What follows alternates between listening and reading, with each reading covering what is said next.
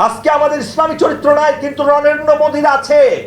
তো আপনার আমার মুসলমানরা, গরু খাওয়া মুসলমানরা ইসলামী আদর্শ থেকে বহু যোজন দূরে চলে গেছেন। কার কাছে আপনি আবেদন করেন? হাসিনা আপনার কথা শুনবে? খালেদা জিয়া আপনার কথা শুনবে? আর তারেক রহমান আপনার কথা শুনবে? কতটুকু ইসলামী জ্ঞান তাদের আছে? কিন্তু নরেন্দ্র মোদী এবং তাদের 14 গোষ্ঠী যারা রাষ্ট্র চালায়, তারা গীতা মহাভারতের প্রত্যেকটা পৃষ্ঠা তন্ন তন্ন করে পড়ে। বাবরি মসজিদের জায়গায় যখন রাম মন্দির স্থাপিত হলো, সেই অনুষ্ঠানটা নিশ্চয়ই আপনারা দেখে থাকবেন। যারা না দেখেন তাদের মধ্যে দেশপ্রেম নাই, আপনারা দেশ নিয়ে চিন্তা করার প্রয়োজন নাই আপনাদের। নরেন্দ্র মোদী দেশের প্রধানমন্ত্রী, গড়িয়ে গড়িয়ে সেখানে তার দেবতার কাছে প্রার্থনা করছে।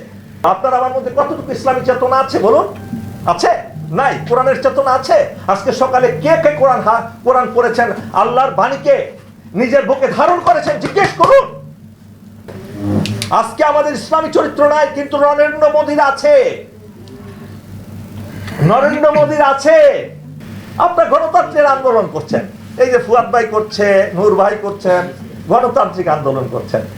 আগে নিজের দলে কতটুকু গণতন্ত্র আছে সেটাকে দেখেন।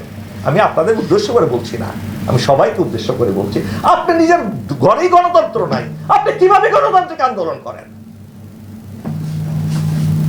আজকের কনসাস পুরো জাতি একটা মিথ্যুক জাতি। আমরা মিথ্যুক জাতি, অভিশপ্ত জাতি, অভিশপ্ত জাতি। হারিকেন মার খায় আমারও মনে আছে, পাকিস্তান আমলে আমরা করেছি।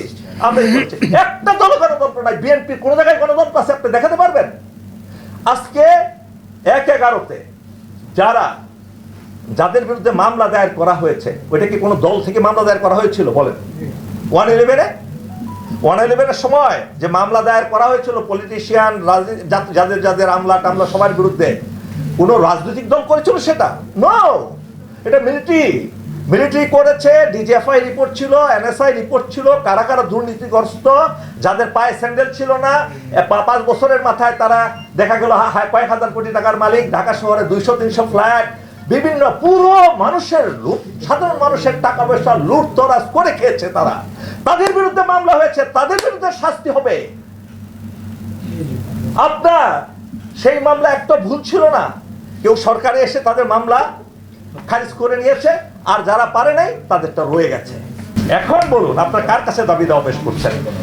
কে আপনার আল্লাহ হল ফিরিয়ে দিবে? কে আপনার জিন্নাহ হল ফিরিয়ে দিবে? কার কাছে আবদার করছেন?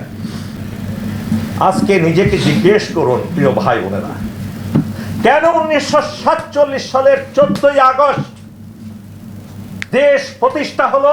দুটো, একটা হিন্দুত্ববাদের উপরে, আরেকটা হলো ইসলামী আদর্শের ভিত্তিতে।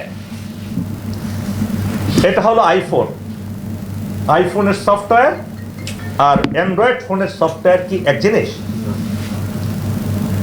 ঠিকই তারা অ্যান্ড্রয়েড ফোনের সফটওয়্যার দিয়ে তাদের দেশ চালাচ্ছে, তাদের আদর্শ অনুযায়ী দেশ চালাচ্ছে সেই 15ই আগস্ট থেকে 1947 সাল থেকে। কিন্তু আপনার আমার মুসলমানরা, গরু খাওয়া মুসলমানরা ইসলামী আদর্শ থেকে বহু যোজন দূরে চলে গেছেন। যারা রাজনৈতিক নেতৃবৃন্দ ছিলেন, তাদের চরিত্র ইসলামিক চরিত্র ছিল না। যারা দেশের মন্ত্রী ছিলেন, প্রধানমন্ত্রী ছিলেন, প্রেসিডেন্ট ছিলেন, যারা দেশ পরিচালনা করছিলেন, তাদের মধ্যে ইসলামী চরিত্র ছিল না। রাত্রে মদ খাইতেন, বাইজিদের নাচ দেখতেন, উপরে উপরে ইসলামের কথা বলতেন। মিলিটারি শাসক যারা ছিলেন, ইন্ডিয়ান মিলিটারি একাডেমিতে, সেন্ট্রাল মিলিটারি একাডেমিতে তাদেরকে শেখানো হয়েছে যত অনৈতিকতা।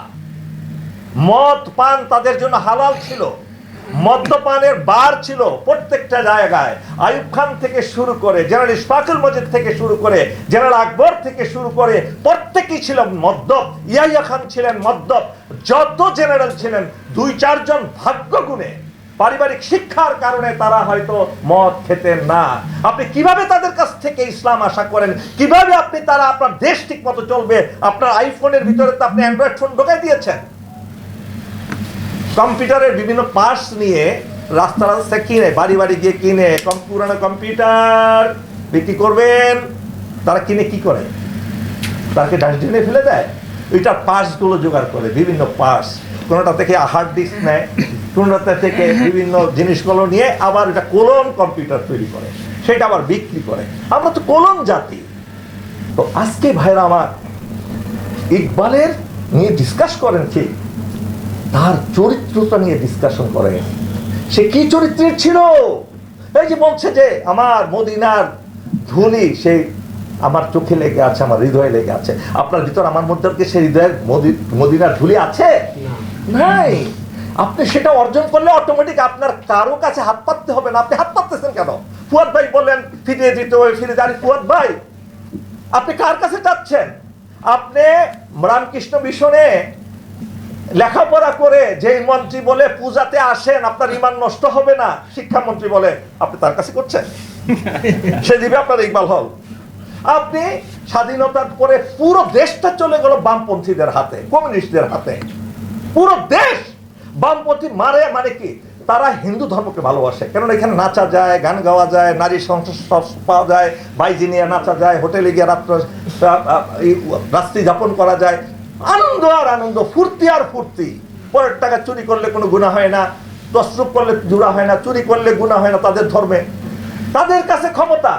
তারা এই যে কবি নজরুল কলেজ, এটা এখনকার কি কবি নজরুল ইসলাম কলেজ, এটা নাম কি ছিল জানেন? জিন্নাহ কলেজ ছিল, ঠিক কিনা? জিন্নাহ কলেজ ছিল না? হ্যাঁ, কি কলেজ নাম ছিল? কায়েদে আজম কলেজ। ওই তো জিন্নাহর নামেই বলতেছি। আহা, আমি তো ওইটাই বলছি।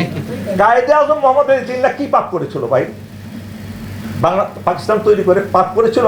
আরে ওই সমস্ত ইংলিশদেরকে জিজ্ঞেস করেন, পাকিস্তান যদি না হতো 1947 সালের 14 আগস্ট, পৃথিবীর কোন শক্তি ছিল কিয়ামত পর্যন্ত এটা বাংলাদেশ করার জন্য? আপনারা, আমি ছোটবেলা পাকিস্তান আমলে সোনার বাংলা শ্মশান কোনো পোস্টার লাগিয়েছি। পরে দেখলাম বড় হয়ে ওই পোস্টারগুলো ছাপিয়ে আসতো ইন্ডিয়া থেকে, বিচিত্রায় সেই পর্যন্ত বাইর হলো। ওইখান থেকে সাজিয়ে দেওয়া হয়তো। কিভাবে শোষণ করবে? আপনার কাছে টাকাই নাই, আমার কাছে পকেটে টাকা নাই, আমাকে কিভাবে শোষণ করবে? আরে 1947 14 আগস্ট ভাই বাংলাদেশে কয়জন ছিল সিএসপি সেক্রেটারি বলেন? কেউ ছিল না।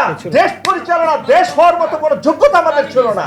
মিলিটারি ছিল না, পুলিশ ছিল না, আর্মি ছিল না, নেভি ছিল না, এয়ারফোর্স ছিল না, সেক্রেটারি ছিল না, কিছুই ছিল না, ডাক্তার ছিল না, ইঞ্জিনিয়ার ছিল না, পাকিস্তানিরা কোনো ইন্ডাস্ট্রি ছিল না, এই দেশের বাজেট প্রণয়ন করার মতো কোনো অর্থ ছিল না। কেউ আপনি বলেন শোষণ করতেছে ভাই, মিথ্যা কথা। এগুলো ইন্ডিয়া শিখাই দিয়েছে, শিখাই দিয়েছে আপনাকে। আপনি কয়জন কর দিত, কত টাকা কর উঠতো, এখন তো স্ট্যাটিস্টিক্স আছে, দেখুন না কেন। কিন্তু আপনি আমি কি পুরো লেলিয়ে দিলাম নিজেদেরকে যে সোনার বাংলা সংসদ।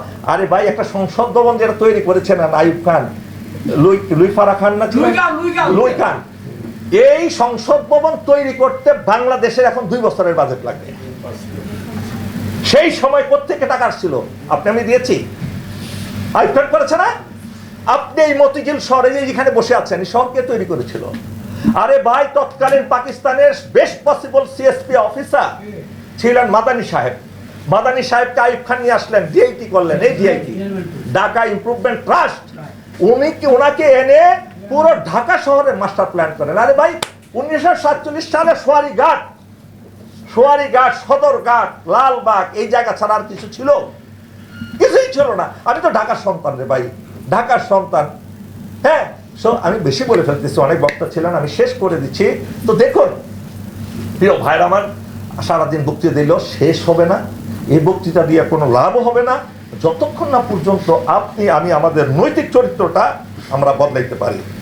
আল্লামা ইকবালের একটা কথা বলি আমি। আল্লামা ইকবাল কি বলেছেন? আল্লামা ইকবাল আপনারা জানেন 1887 সালে 9 নভেম্বর জন্মগ্রহণ করেন। মাত্র 60 বছর উনি জীবিত ছিলেন, তাই নয় কি? 21 এপ্রিল 1948 সালে মারা গেছেন, 60 বছর বয়স ছিল তার। তিনি বলেছেন, আমি পাশ্চাত্যের পড়ালেখা করলেও তাদের সংস্কৃতি সভ্যতা আমাকে পথভ্রষ্ট করতে পারে নাই, কারণ মদিনার ধূলিকণাগুলো আমার চোখে সুরমার মতো লেগেছিল। আপনার আমার মধ্যে কি আছে?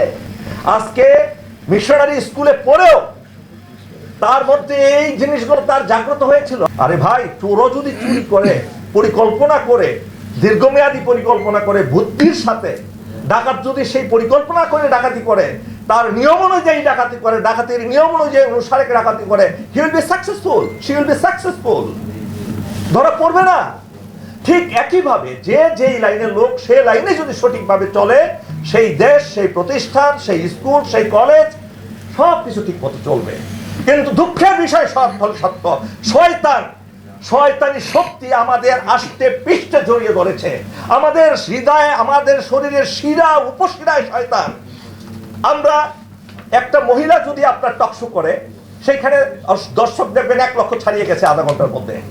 আবার আরেকটা ভালো লোক যদি সেখানে টকশো করে, দেখবেন যে সেখানে দর্শক 5,000ও হয় না এই বাংলাদেশে। তো আপনি কার কাছে আবেদন করবেন ভাইয়েরা আমার? সুতরাং হার্ডওয়্যার আছে, সফটওয়্যার চেঞ্জ করতে হবে।